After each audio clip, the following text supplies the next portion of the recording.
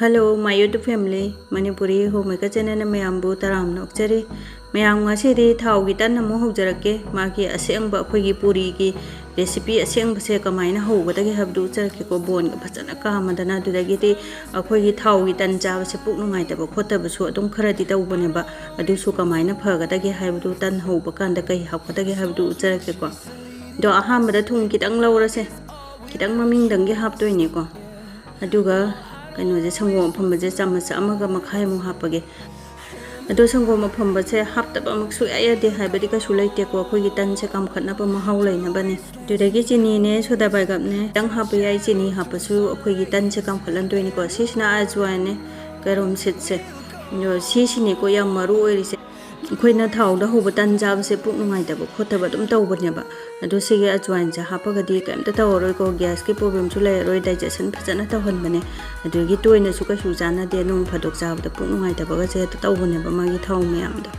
adu ajwain se khoi khubak maya da kitang na khai ra ga sumaina hap chale adu ga ising num du sa ba se kitang hai ra ga sumaina hai petang mix taw thok pi ra ge ko adu ga kaino se moida se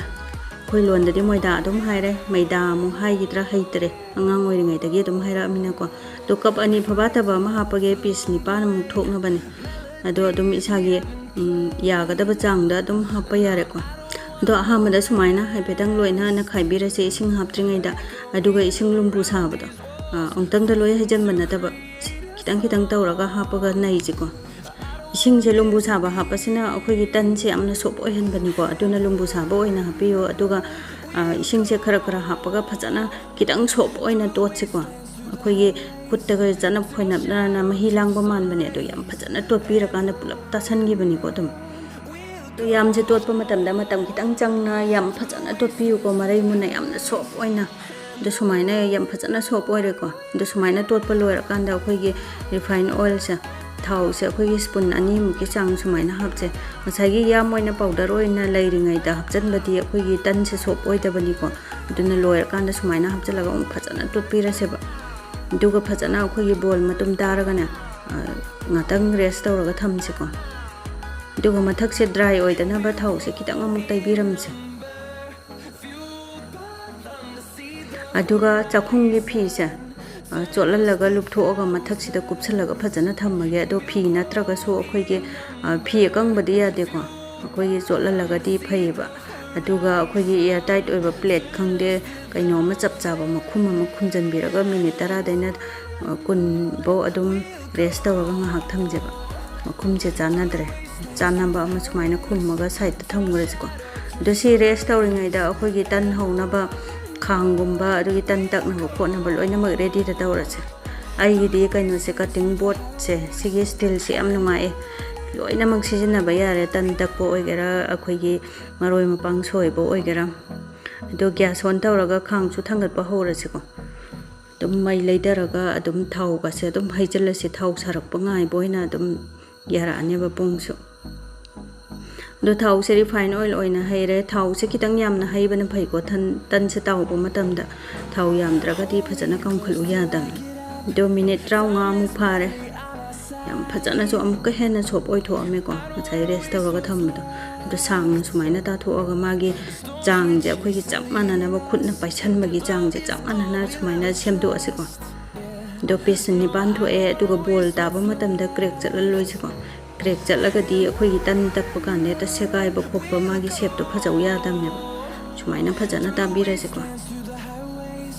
do mathang loi na ta tho age do sumaina phajana kano taw magi machin je pulap ta san biyo ba do na trage khutna sum ta le ra ga di phajau ya dam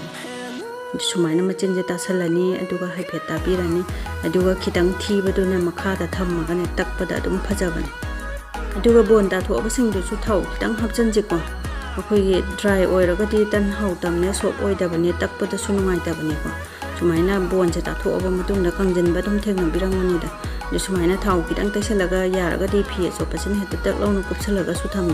do som num ti gi taw boi ta de dum mathan da dum khang ko ne ko sumai taw ra ga di hawi sumai taw ra ga di hau te do akhoi di nung pha do hau bani da na ko adu do na akhoi gi hotel da kai da sumaina thau gi tan hau ba se moi di cherang da dum hapchala tham bani na sai gi dry oi da na bane ba ꯑꯗꯨꯒ ꯑꯩꯈꯣꯏꯒꯤ ꯏꯅꯥꯠ ꯅꯠꯇꯕꯅꯤꯅ ꯇꯟ ꯍꯧꯕꯁꯤꯁꯨ ꯇꯛꯄꯁꯤꯁꯨ ꯀꯣ ꯐꯖꯧ ꯀꯩꯁꯨ ꯌꯥꯗꯕꯅꯦ ꯅꯣꯡ ꯐꯥꯗꯣꯛ ꯇꯛꯄꯅꯤꯅ ꯑꯗꯨ ꯁꯨꯝ ꯇꯧꯈ꯭ꯔꯕꯨꯗꯤ ꯍꯩꯒꯗꯕꯀꯣ ꯑꯗꯣ ꯊꯥꯎꯁꯦ ꯈꯤꯇꯪ ꯏꯪꯉꯤꯅꯤꯀꯣ ꯑꯩꯒꯤ ꯑꯍꯥꯟꯕꯒꯤꯁꯦ ꯕꯣꯟꯁꯦ ꯐꯖꯅ ꯀꯥꯝꯃꯨ ꯌꯥꯗ꯭ꯔꯤꯁꯦ ꯑꯗꯨꯅ ꯊꯥꯎꯁꯦ ꯐꯖꯅ ꯁꯥꯍꯟꯕ ꯌꯥꯝ ꯃꯔꯨ ꯑꯣꯏꯀꯣ ꯑꯗꯨꯅ ꯊꯥꯎꯁꯦ ꯌꯥꯝ ꯐꯖꯅ ꯁꯥꯍꯟꯕꯤꯌꯣ ꯇꯟ ꯍꯧꯕꯒꯤꯗꯃꯛꯇ ꯑꯣꯏꯔꯒꯗꯤ ꯑꯗꯨ ꯁꯤꯁꯤꯅ ꯑꯩꯈꯣꯏꯒꯤ ꯊꯥꯎ ꯁꯥꯕ ꯋꯥꯠꯄꯒꯤ ꯃꯁꯛ ꯂꯩꯔꯦꯀꯣ ꯑꯗꯨꯒ ꯊꯥꯎ ꯐꯖꯅ ꯁꯥꯕꯒꯤ ꯃꯁꯛ ꯑꯃꯨꯛ उच्चरꯛꯀꯦꯀꯣ ꯍꯧꯖꯤꯛ ꯑꯗꯨꯒ ꯇꯟꯁꯦ ꯑꯩꯈꯣꯏꯒꯤ ꯈꯤꯇꯪ ꯉꯧꯔꯨꯅꯕꯁꯨ ꯂꯩꯀꯣ ꯃꯨꯟꯗꯦ ꯃꯨꯜꯂꯒ ꯑꯗꯨꯒꯤ ꯈꯤꯇꯪ ꯕ꯭ꯔꯥꯎꯟ ꯆꯪꯕꯁꯨ ꯂꯩ ꯀꯔꯝꯕꯅ ꯄꯥꯝꯕꯤꯒꯦ ꯑꯩꯗꯤ ꯕ꯭ꯔꯥꯎꯟ ꯆꯪꯕꯅ ꯌꯥꯝ ꯍꯦꯜꯂꯦ ꯄꯥꯝꯕ ꯑꯗꯣ ꯑꯩꯈꯣꯏꯒꯤ ꯇꯟ ꯑꯃ ꯊꯥꯗꯕ ꯂꯧꯈꯠꯄ ꯂꯣꯏꯔꯒ ꯇꯟ ꯑꯃꯃꯨꯛ ꯁꯠ ꯂꯥꯎꯅ ꯊꯥꯗꯔꯣꯏꯁꯦꯕ ꯊꯥꯎꯗꯣ ꯈꯤꯇꯪ ꯁꯥꯍꯟꯕꯤꯕ ꯑꯗꯨꯒ ꯇꯟꯁꯤꯒꯤ ꯃꯊꯛꯁꯤꯗꯅꯦ ꯈꯤꯇꯪ ꯄ꯭ꯔꯦꯁ ꯇꯧꯕꯤꯕꯗꯣ ꯖꯔ ꯂꯥꯎꯅ ꯀꯥꯝꯈꯠꯂꯛꯏꯁꯦ ꯁꯨꯃꯥꯏꯅ ꯍꯧꯔꯅꯤ ꯑꯗꯨ ꯇꯟ ꯍꯧꯕꯁꯨ ꯂꯣꯏꯁꯤꯜꯂꯛꯑꯦ ꯃꯌꯥꯝ ꯑꯗꯣ ꯇꯟꯁꯤꯒ ꯆꯥꯅꯕ ꯑꯩꯈꯣꯏꯒꯤ ꯄꯥꯝꯖꯕ ꯏꯟꯁꯥꯡ ꯑꯃ ꯍꯦꯛꯇ ꯀꯣꯕꯤ ꯁꯥꯛ ꯑꯣꯏꯒꯦꯔꯥ ꯎꯇꯤ ꯑꯣꯏꯒꯦꯔꯥ ꯍꯋꯥꯏ ꯊꯣꯡꯕ ꯑꯣꯏꯒꯦꯔꯥ ꯑꯃꯒ ꯑꯗꯨꯝ ꯆꯥꯊꯕ ꯌꯥꯔꯦ ꯑꯗꯣ ꯁꯨꯃꯥꯏꯅ ꯌꯨꯝꯗ ꯁꯨꯃꯥꯏꯅ ꯌꯥꯝꯅ ꯍꯥꯎꯅ ꯍꯧꯕꯤꯌꯨ ꯐꯦꯃꯤꯂꯤ ꯄꯨꯟꯅ ꯆꯥꯕꯤꯌꯨ ꯑꯦꯟꯖꯣꯏ ꯇꯧꯕꯤꯌꯨ ꯑꯗꯣ ꯑꯩꯒꯤ ꯅꯨꯡꯁꯤꯔꯕ ꯚꯤꯌꯨꯋꯔꯁꯤꯡꯅ ꯚꯤꯗꯤꯑꯣꯁꯤ ꯈꯤꯇꯪ ꯀꯥꯟꯅꯕ ꯅꯨꯡꯉꯥꯏꯕ ꯐꯥꯎꯕꯤꯔꯒꯗꯤ ꯂꯥꯏꯛ ꯁꯕꯁꯀ꯭ꯔꯥꯏꯕ ꯁꯤꯌꯔ ꯇꯧꯁꯟꯕꯤꯔꯝꯃꯨ ꯀꯥꯟꯅꯕ ꯚꯤꯗꯤꯑꯣ ꯄꯨꯗꯨꯅ ꯂꯥꯛꯆꯒꯦ ꯉꯁꯤꯒꯤꯗꯤ ꯕꯥꯏ ꯕꯥꯏ